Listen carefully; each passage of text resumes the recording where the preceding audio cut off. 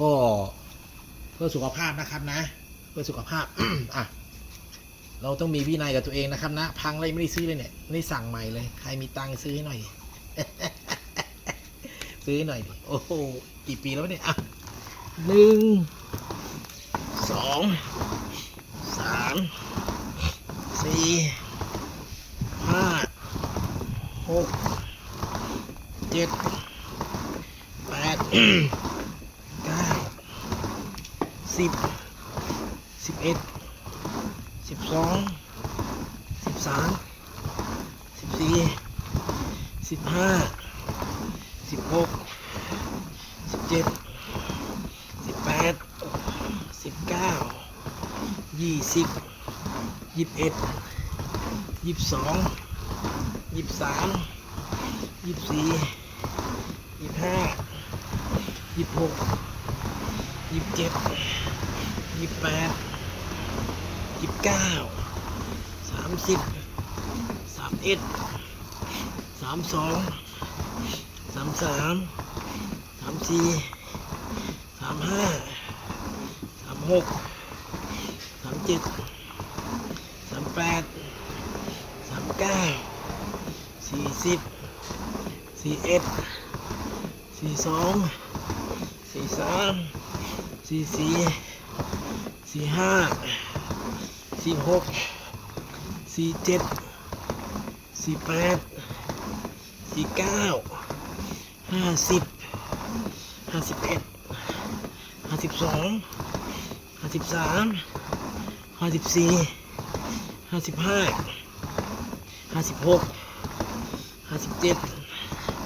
58 59 60 61 62 63 64 65 66 67 68 69 70 71 72 73 74 75 76 77 78 79 80 81 82 83 84 85 86 87 88 89 90 91 92 93 94 95 96 97 98 99 100 101 102 103 104 105 106 107 108 109 110 111 112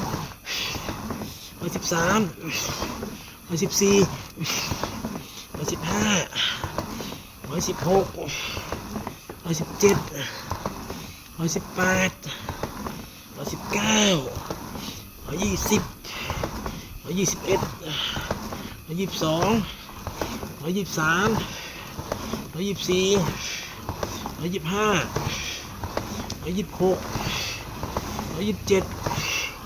128 129 130 131 132 133 134